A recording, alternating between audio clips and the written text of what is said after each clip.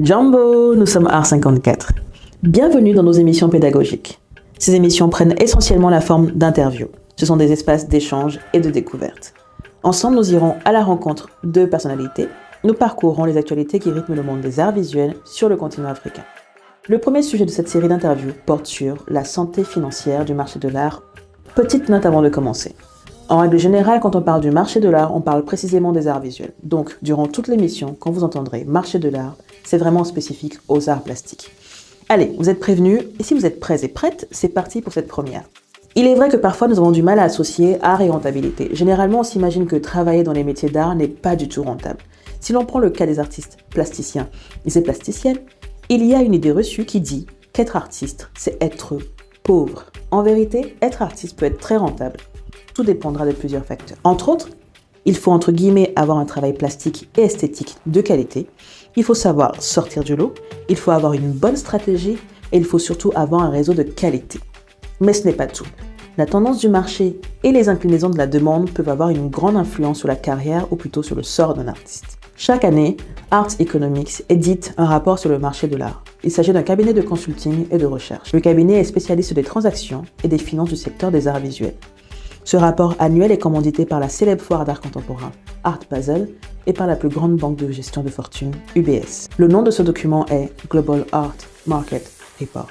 Ainsi, le rapport de l'année 2022 démontre qu'en 2021, le chiffre d'affaires du marché de l'art est estimé à 65,1 milliards de dollars, soit 29% de plus qu'en 2020. Ces chiffres résultent d'une collecte de données auprès des maisons de vente d'œuvres et d'objets d'art, mais aussi auprès des galeries d'art. Bien entendu, les chiffres n'incluent pas les ventes directes effectuées entre les artistes et les acheteurs. In fine, ce que l'on peut retenir, c'est que le marché de l'art se porte très bien. Cela même après la crise sanitaire liée à la Covid-19. Finalement, dans tout cela, qui sont les leaders de ce fameux marché de l'art? Vous voulez essayer de deviner? Allez, on vous laisse quelques secondes. Bien entendu, ces leaders se situent en Amérique, en Asie et en Europe. Ce sont les États-Unis, la Chine, l'Angleterre et la France. Quant à lui, le continent africain n'est pas sans reste.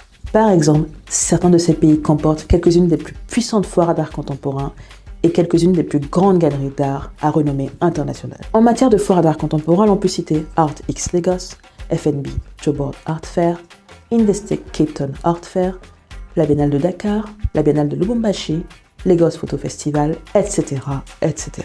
Quant aux lieux et galeries d'art, nous pouvons citer Afri Art Gallery, Comptoir des Mines Gallery, l'Atelier 21, la Galerie Ukami Kuzan, la Galerie Cécile Fakouri, la Galerie MAM, Galerie Momo, la Fondation Zinsou, Louis Simon Guérandou Galerie, Macal, Norval Foundation, Sovio Galerie, ainsi de suite. Voilà pour le thème du jour. Maintenant, passons à la présentation de notre invité. Aujourd'hui, nous allons à la rencontre de Crane Guesson, un artiste peintre, sculpteur, chercheur et professeur. Il est membre fondateur de Vohou Vohou, l'un des principaux mouvements artistiques du continent africain provenant de Côte d'Ivoire. Crane Guesson est aussi l'un des premiers artistes à avoir été exposé à la Biennale de Dakar entre 1992 et 1996. Avec lui, nous allons parler du marché de l'art sur le continent africain, de sa future évolution et de ses aspects financiers. Crane Guesson, bonjour.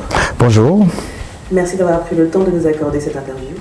C'est moi qui vous remercie de vous déplacer de Paris jusqu'à ici, chez moi, C'est avec grand plaisir. en Seine-et-Marne. Kra, en tant qu'artiste, que vous évoque le chiffre d'affaires du marché de l'art? Un chiffre d'affaires, je ne savais pas qu'il y avait un chiffre d'affaires dans le marché de l'art. Mais comme on en avait parlé tout à l'heure, je vais vous répondre directement que c'est très flatteur ce chiffre d'affaires que tu as évoqué tout à l'heure. Pour moi, c'est vraiment très flatteur.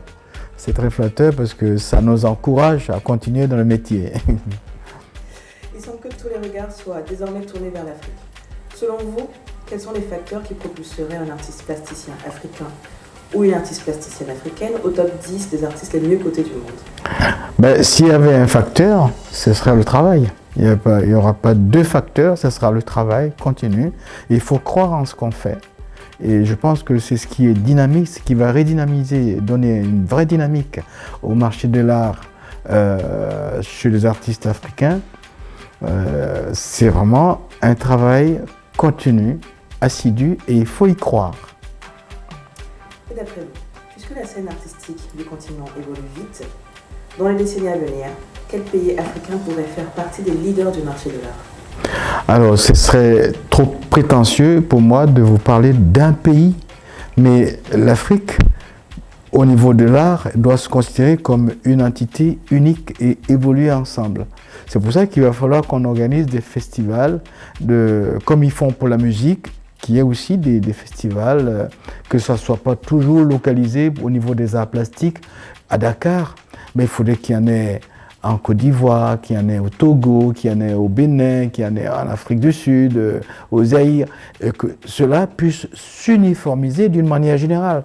De toute façon, chaque artiste aura toujours sa personnalité, quel que soit le lieu où on va l'inviter, il aura toujours sa personnalité. Donc, il n'y a pas qu'un seul pays qui va émerger, mais je pense que c'est une dynamique générale qui va aller donc de l'avant. Crâne Descend, l'œuvre la plus chère au monde est le Salvator Mundi de Léonard de Vinci. Elle coûte 460 millions de dollars. Pensez-vous que c'est délirant d'acquérir une œuvre pour ce prix?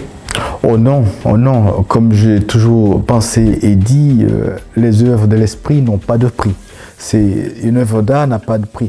C'est quand même dommage. Ce que je trouve dommage, c'est qu'il y a de nombreux artistes contemporains aujourd'hui et c'est dommage qu'on aille chercher encore dans l'histoire. Hein, qu'on ne prenne pas un Paul Haï du Togo ou je sais pas, un Michel Kodjo du Côte d'Ivoire ou ainsi de suite, qu'on aille vraiment monter aussi loin dans les artistes, dans les siècles pour aller faire revenir encore Léonard de Vinci. Il n'est plus là, quel que soit le prix auquel on fixera son œuvre, il n'est plus là. Il n'est plus là, donc c'est de la spéculation et ça n'a pas de sens pour nous les vivants aujourd'hui.